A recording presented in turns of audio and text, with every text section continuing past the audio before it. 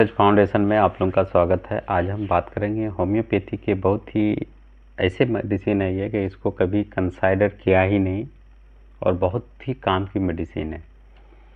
इसका चर्चा जैसे पुराने अगर आप रिसर्च पेपर वगैरह को देखें तो इसका चर्चा ज़्यादातर जो है बाइबल्स वगैरह में मिलती है, या फिर जो इजिप्ट थे कंट्री उसके एशियन हिस्ट्री में इसकी चर्चा मिलती है। तो ये मेडिसिन बहुत ही ख़ास इसलिए मानी जाती है कि आप पुराने ज़माने में उन एशियन किताबों से मुताले से पता चलता है कि इस मेडिसिन का यूज जो है उस ज़माने में सर्जरी के दौरान, जो एशियन टाइम था उस ज़माने में सर्जरी के दौरान एनेस्थीसिया के तौर पे की जाती थी। और इस मेडिसिन की 3-4 अल्कलाइड ऐसे हैं जो इस मेडिसिन को बिल्कुल इम्पोर्टेंट बनाती है। अब उन अल्कलाइडों में से सबसे ज़्यादा इम्पोर्टेंट जो आज के दौर में जो एनेस्थीसिया में यूज की जाती है, सेम उसी तरह से इस खास मेडिसिन में पाई जाती है। तो यही वजह है कि इस मेडिसिन में हमेशा विवाद रहा, कभी चाइनीज़ मेडिसिन तो कभी फिर वो इंग्लैंड में गया, फिर कभी यूरोपियन कंट्रीज़ में इसको बैन किया गया, तो फिर एज ए मेडिसिन पर्पस के लिए यूज किया गया, फिर पहले आम यूज होता था इसको। तो ये मेडिसिन काफ़ी कंट्रोवर्शियल रहा ये प्लांट, और फिर 2019 में इसमें आया कि ये सिर्फ ह्यूमन जो मेडिकल पर्पस है उसके लिए यूज होगा। तो हम बात कर रहे हैं होम्योपैथी की ही मेडिसिन है, और इसकी चर्चा आपको तकरीबन 1-2 मेट्रिया मेडिका में मिलती है। ख़ासकर तौर पे क्लार्क साहब के मेट्रिया मेडिका में इसका चर्चा मिलता है। मैं बात कर रहा हूँ मेडिसिन मैंड्रागोड़ा। अब मैंड्रागोड़ा एक प्लांट किंगडम की मेडिसिन है, और इसके जो अल्कलाइड है तो कभी कभी उसके कन्फ्यूजन ये होते हैं कि कभी इसकी कंपेरिजन लोग ब्रोनिया से कर देते हैं, कभी कभी धतूरा इसको मान लेते हैं जिसको सेट्रोमोनियम हम लोग कहते हैं। ठीक है, तो ब्रोनिया, सेट्रोमोनियम, बिलाडोना, मतलब इनकी खासियत ऐसी है कि ये उलझा देते हैं मेडिसिनों में। तो ये एक ऐसी मेडिसिन है कि जिसमें देखा यह जाता है कि मैंने इसका जो प्रैक्टिकल मेरे पास जो मेडिसिन है इसका मैंने देखा कि कॉन्स्टिपेशन और उसके कारण से अगर ज़्यादातर यूरिक एसिड के पेशेंटों में कॉन्स्टिपेशन देखा जाता है, चाहे वो रोमाटिज्म में भी देखा जाता है, ये दोनों के लिए बहुत ही उम्दा मेडिसिन के तौर पर यूज होती है।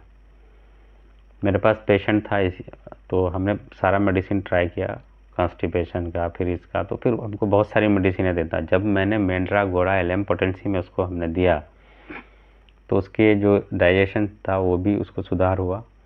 ठीक है, और उसके यूरिक एसिड और रोमाटिज्म जो पेन था वो भी कम होने लगे। एक पेशेंट था कि इसका घुटनों फूला हुआ था, पूरा जॉइंट फूला हुआ था। ठीक है, हमने मैंड्रागोड़ा को दिया तो फिर उससे उसका जॉइंट पेन भी चला गया, जो फॉइलिंग था वो भी आहिस्ते आहिस्ते चला गया। तो इससे पहले हमने उसको मेडोरिनम का यूज किया था। ठीक है, क्योंकि हम लोग जैसे ही हम बात करते हैं कभी भी यूरिक एसिड का या फिर कोई भी चीज़ के डिपोजिशन का, तो सेम वो केस जाता है आपको दो ही तरफ जाता है वो केस, चाहे वो साइकोटिक हो या फिर सोरिक हो। तो जब सोरिक और साइकोटिक हो तो फिर थूजा और मेडोरिनम दोनों इम्पोर्टेंट बन जाता है एंटीमाइजेमेटिक तौर पे, कि जो उसके ऑब्स्ट्रक्शन है उसको वो कम करे। फिर वो मेडिसिनें हम अगर देते हैं तो वो फिर काम करने लगती है। तो मैंड्रागोड़ा का आज मैं जो चर्चा कर रहा हूँ, मैंड्रागोड़ा में जो 3 खास अल्कलाइड है वो अल्कलाइड बहुत ही इम्पोर्टेंट है, जिसके वजह से इनको इतना इम्पोर्टेंट बना देता है कि उस ज़माने में एशियन हिस्ट्री के में जो इसका जो चर्चा मिलता है, जो फ्लॉक मेडिसिन के तौर पे या फिर उस ज़माने के जो जड़ी बूटी था उसके तौर पे इसका जब चर्चा मिलता है तो उसमें एक होता है हायोसाइनिन। अब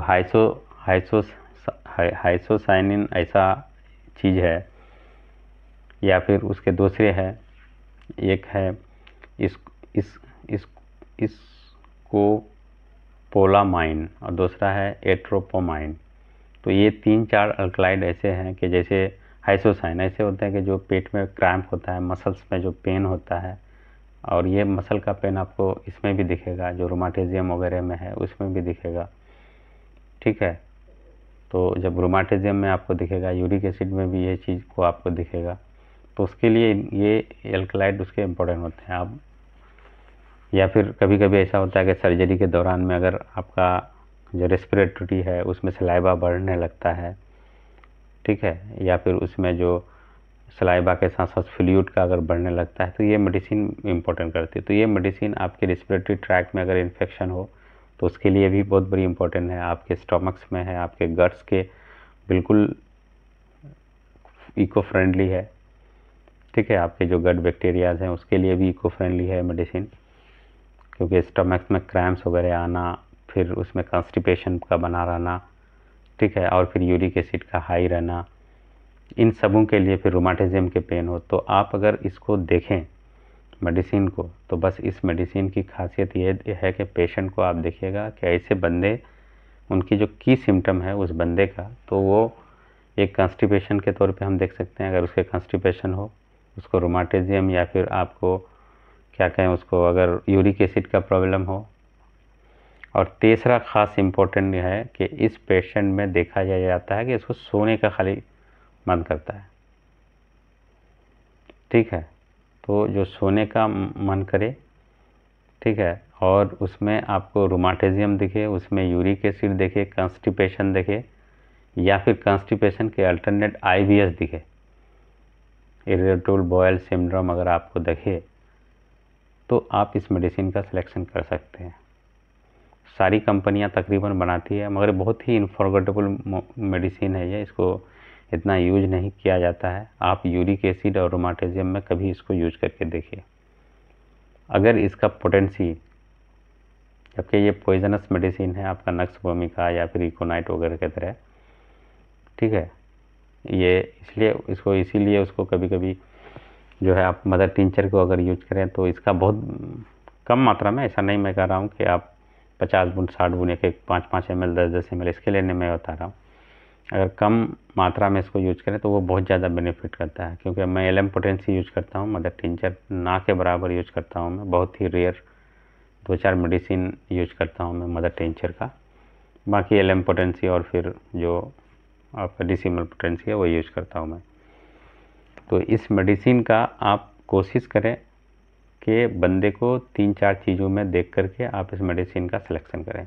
पहला मेडिसिन कॉन्स्टिपेशन, इसमें सबसे बड़ा पेन और रोमाटिज्म तो कॉमन होगा ही उनमें। अगर कॉन्स्टिपेशन हो, कॉन्स्टिपेशन के साथ उसको वीपिंग कफ हो एकदम, और ऐसा, और इसमें रेस्पिरेटरी ट्रैक में इन्फेक्शन हो, यूरिनरी ट्रैक में भी हो सकता है, ठीक है। और ऐसे केसेस में देखा जाता है आपका, जैसे यूरिक एसिड के बंदे हैं या फिर या फिर आपको रोमाटिज्म के बंदे में, उनमें कॉन्स्टिपेशन या फिर वो गैस का शिकायत करेंगे, ठीक है, या फिर उनको खांसी एकदम छूटने वाला ही नाम लेता है, जहाँ पे हर तरह का मेडिसिन आप यूज कर दीजिएगा, कुछ देर के लिए कम होगा फिर बढ़ जाएगा।